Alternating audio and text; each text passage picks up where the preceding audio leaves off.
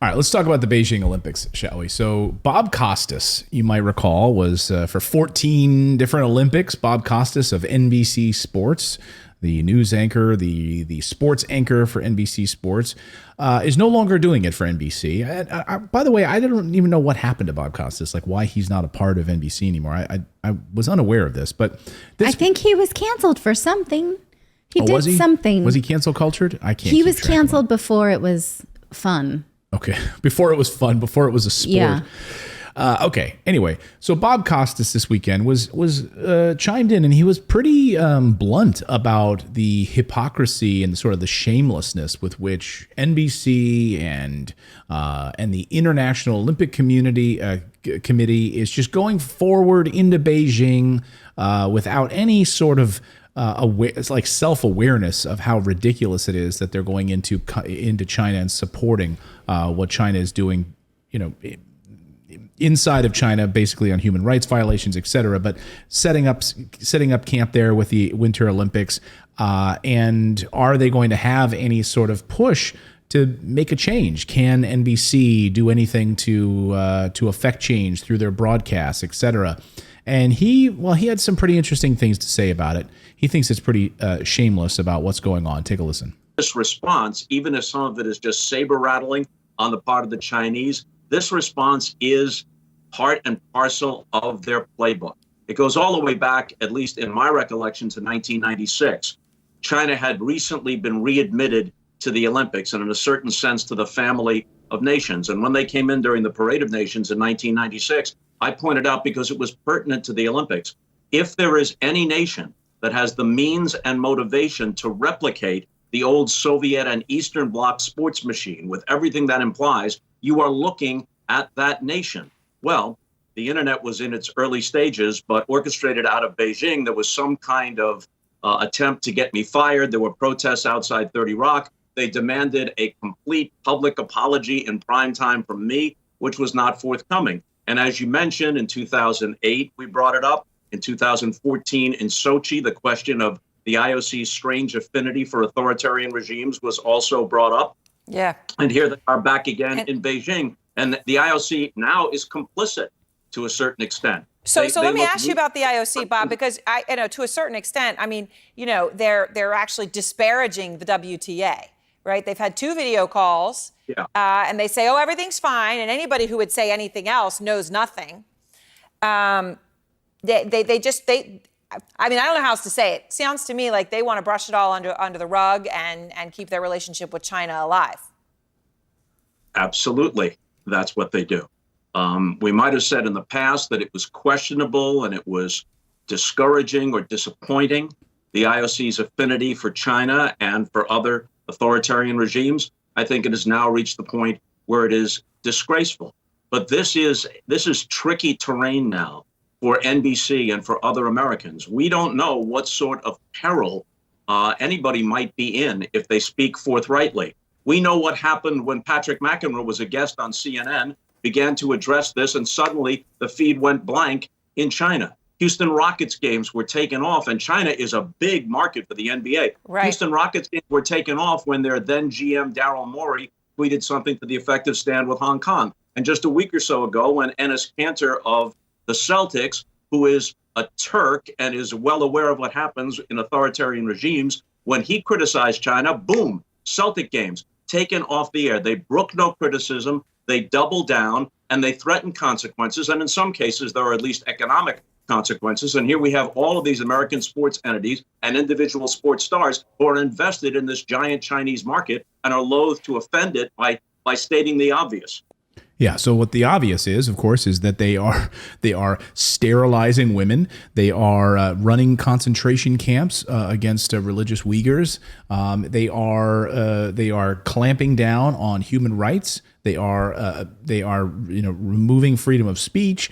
On and on and on the list goes. But NBC has a $14 million contract to broadcast there. So Bob Costas saying that, he thinks that his NBC colleagues are in a difficult position because they're going to have to go there and they're going to have to do what he called like sort of quasi journalism. So they'll be there, but they're not going to really like be pushing the Chinese government in any way. They're not going to be going and covering, being on the streets and seeing what life is really like in China. They're going to be doing like fluffy pieces about the Olympics, like we saw this weekend. If you watched NFL football this weekend on NBC, you saw all of these promos for the Beijing Olympics. Like there's a lot of money in it for them. So much money for them. Yes. And so are they going to actually do real journalism while they're there? Are they going to try to push through their broadcasts any kind of awareness as the world watches? No, I don't think so. Yes, but the International Olympic Committee has always been fraught with scandal. And so it's like we've already accepted this, right?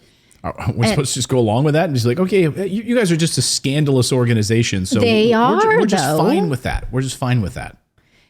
But, yes, we are fine with it. We've always been fine with it. Like media has always said, well, it's unfair which countries get the Olympics because they curry favor with members of the International Olympic Committee.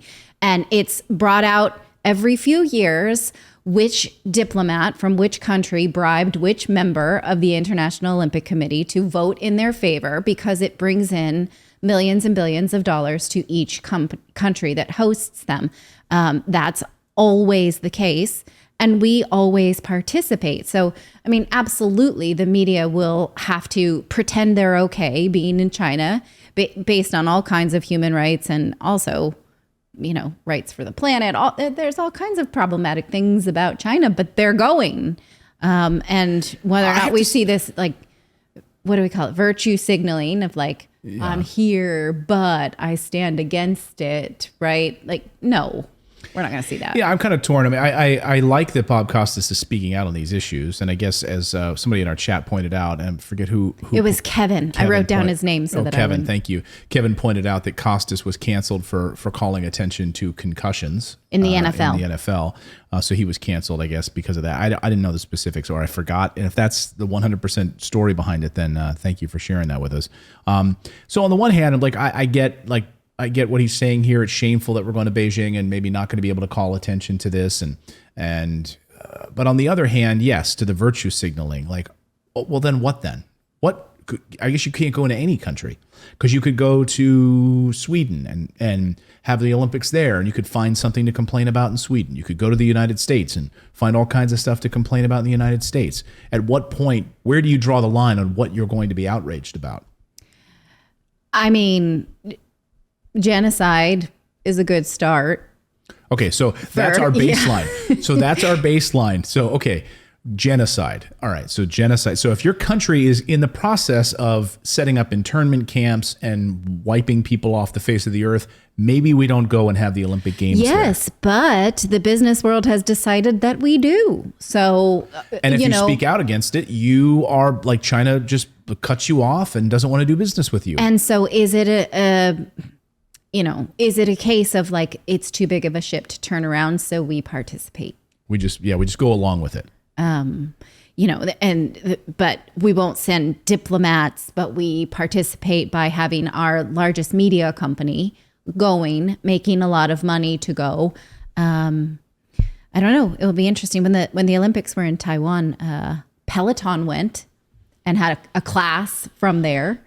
And so, or Korea rather, the Olympics were in Korea. Will Peloton go? We'll see.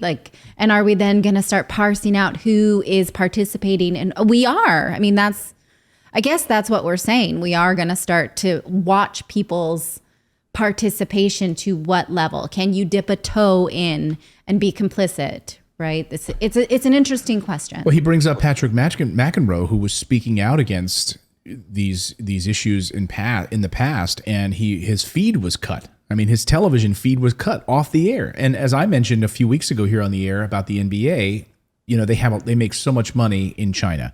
And so when you have Houston Rockets speaking out against, you have a member of the Houston Rockets speaking out against China, and then suddenly all Houston Rockets games are wiped from the air. And then you had like LeBron James coming out saying, no, we love China. Forget what my friend over here had to say about the human rights violation. We love China. We know you're trying your best. And so then they were able to reinstate it, got it back on the air. And so there's this, follow the money. right? So wherever the money is, and $14 million to do live broadcasts for NBC, and the incredible amount of ad revenue that they will get as a result of it, of course, just follow the money for NBC. But then does that make us complicit if we watch? Because NBC has sold our eyeballs in ad revenue to Taco Bell. And then do we say to ourselves, well, but it's about the athletes. So I just want to see these athletes work so hard, and I'll watch NBC to support the athletes. I want to see these bobsledders who've spent their whole life. By the way, I have to say, I like the Winter Games way more than the Summer Olympics. Yes, it's very exciting. I like to. Interesting. I just recently was listening to NPR, and they're doing a bit on the athletes being warned not to speak out. Because like it's been a common thing for like protests from the athletes at the Olympics, and they're warning the athletes themselves not to speak out because they could be subject to the laws of China, and they don't know what the outcome would be. And so you've got all you these don't have athletes that are, diplomatic like, afraid to status, step up. right? As an athlete. Wow. Yeah, so and you could be it's arrested. Will there be somebody who's like accepting a gold medal at some point who gets up there with like a sign that says like, can you imagine that? Like broadcast live, someone gets up there with their gold medal and holds up a sign that says like stand with Hong Kong or something like that. Ooh. Or like in Ted Lasso, where they put the tape over their Emiratis ads, something like that. Yeah. So are we in for a show? And I guess it's a good question if you would feel more comfortable boycotting watching the Olympics, right? Because of this. We each have a platform to exercise our viewership if we want to or not. It's an interesting question. I judge nobody's responses. Right. Yeah. Let us know in the chat what you plan to do on that.